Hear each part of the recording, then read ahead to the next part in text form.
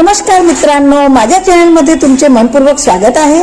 मित्रांनो, तुम्हाला असं कधी होतं का दिवसभर खूप थकल्यासारखं वाटतं, म्हणजे की रात्रीची झोप पूर्ण झाली आहे पण तरीही सकाळी उठल्यावर अंगात त्राणच राहत नाही, किंवा मग हे सांधेदुखी ती सतत मागे लागलेली असते, हातापायात मुंग्या आल्यासारखं, झणझणाटी झाल्यासारखं किंवा सुन्न झाल्यासारखं वाटतं।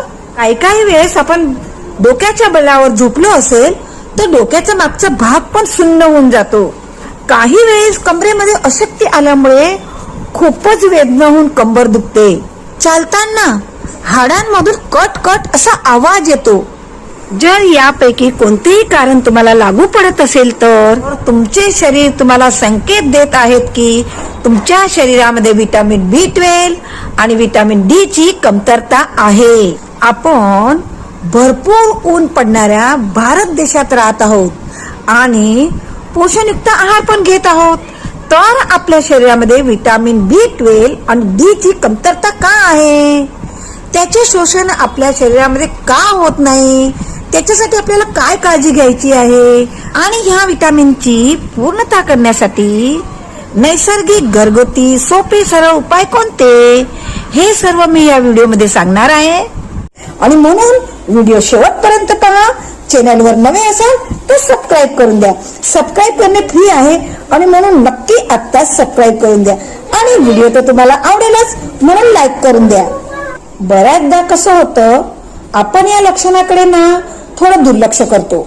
आपल्याला वाटतं की कामाच्या ताणामुळे असेल किंवा वय झालं असेल, पण ही लक्षणं एक मोठ्या आणि आपल्याला न कळत वाढणाऱ्या समस्येकडे इशारा करत असू शकतात। तर चला आज आपण या समस्येच्या अगदी मुळाशी जाऊया आणि त्यामागचं नेमकं कारण काय आहे ते समजून घेऊया। आता ही जी समस्या आहे ना, ती फक्त एक किंवा दोन व्यक्तीपुरती मर्यादित नाही, तर आपल्याला ऐकून कदाचित आश्चर्याचा धक्काच बसेल, पण आपल्या देशाची ही एक राष्ट्रीय आरोग्य समस्या बनलेली आहे। हो, एक अशी समस्या जी कोट्यावधी लोकांना प्रभावित करत आहे आणि दुर्दैवाने अनेकांना तर याची कल्पना सुद्धा नाही। आता हा आकडा बघा, तब्बल 90%। विचार करा, आपला देश जिथे भरपूर सूर्यप्रकाश आहे, वर्षभर ऊनच असतं, तिथे आपल्यापैकी 90% लोकांमध्ये विटामिन D म्हणजे की विटामिन D जीवनसत्वाची कमतरता आहे।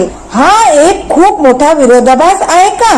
पण थांबा, गोष्ट इथेच संपत नाही। इतकंच नाही, आपल्यापैकी जवळजवळ 75% लोकांमध्ये विटामिन B12 ची पण म्हणजे की विटामिन B12 जीवनसत्वाची पण पातळी धोकादायक पातळीपर्यंत कमी आहे।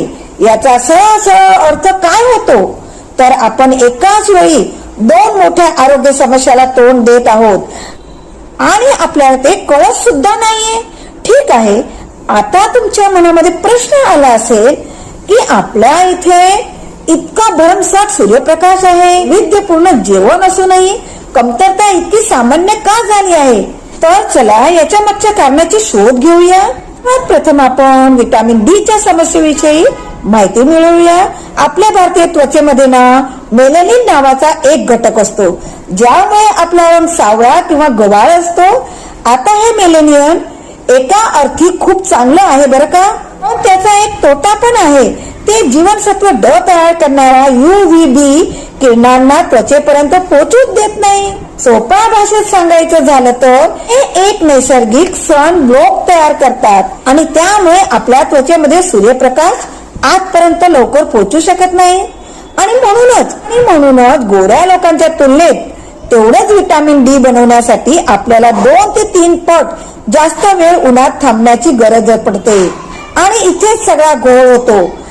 आपल्याला लहानपणापासून काय सांगितलं जातं की सकाळच्या कोवळ्या उन्हामध्ये बसत जा आणि सकाळचे कोवळे ऊन तुम्ही अंगावर घेत जा, जेणेकरून विटामिन D शोषले जाईल। सकाळच्या कोवळ्या किरणमध्ये विटामिन D बनवणारे UV किरण खूप कमी असतात।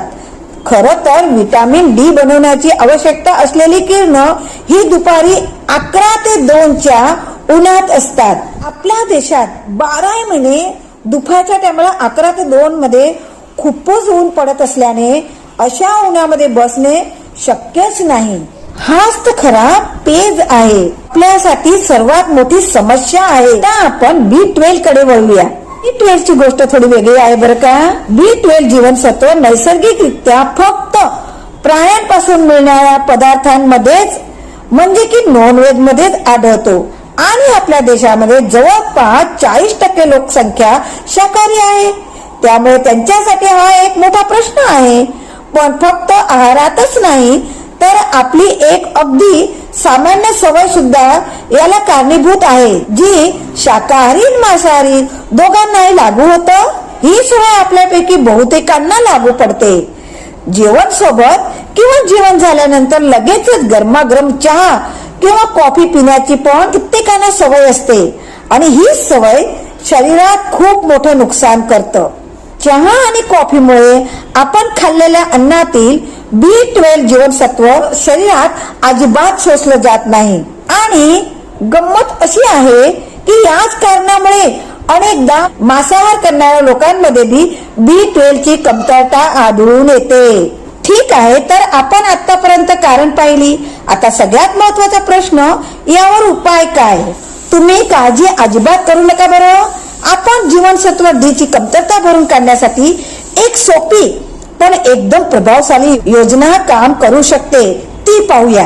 यात पहिला आणि मोफत उपाय म्हणजे ऊन. पण योग्य वेळीच, म्हणजे की दुपारी 11 ते 2 च्या दरम्यान आठवड्यातून कमीत कमी 4 ते 5 दिवस साधारण 25 ते 30 मिनिटं उन्हात बसा.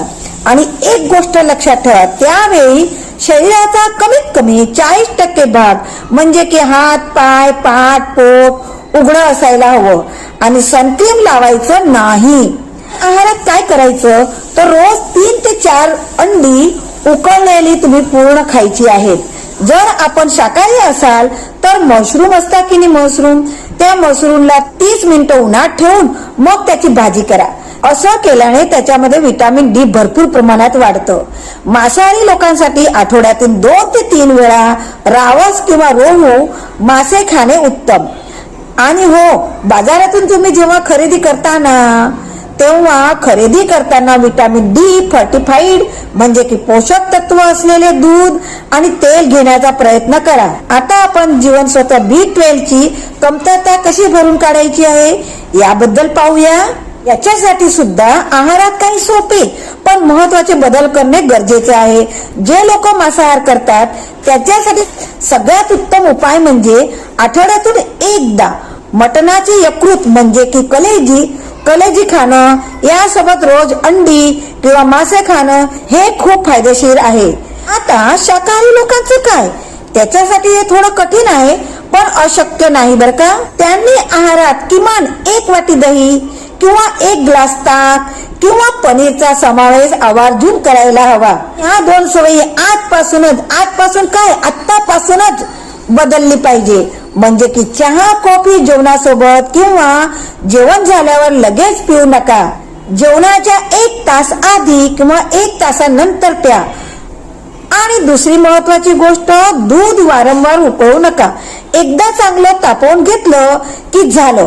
कारण प्रत्येक वेळी दूध उकळल्याने त्यातील विटामिन B12 जीवनसत्व नष्ट होत जातं. आता मी तुम्हाला एक महत्वाची सूचना देते, जरा लक्ष देऊन ऐका आणि व्हिडिओ शेवटपर्यंत पहा, अजिबात स्किप करू नका. पण त्याआधी चॅनलला सबस्क्राईब केलं नसेल तर चॅनलला सबस्क्राईब करून द्या. सबस्क्राईब करायला तुम्हाला 2 सेकंद लागणार नाही, पण माझे मनोबळ वाढेल. अनेक जण काय करतात, इंटरनेटवर माहिती वाचतात आणि स्वतःच्या मनाने औषधे सप्लिमेंट घ्यायला सुरुवात करतात. पण हे आपल्या आरोग्यासाठी खूपच धोकादायक ठरू शकतं.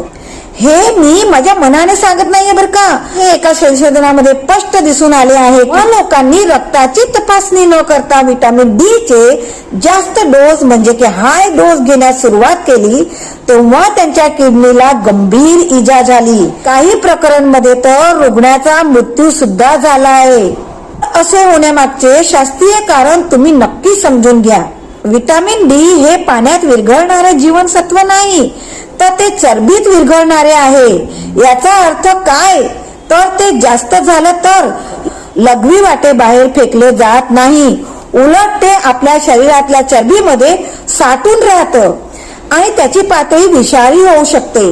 म्हणूनच या लक्षणावरून स्वतः कोणताही अंदाज बांधू नका. शरीरात नक्की कशाची आणि किती प्रमाणात कमतरता आहे हे जाणून घेण्याचा एकच आणि सर्वात सुरक्षित मार्ग आहे तो म्हणजे रक्ताची तपासणी.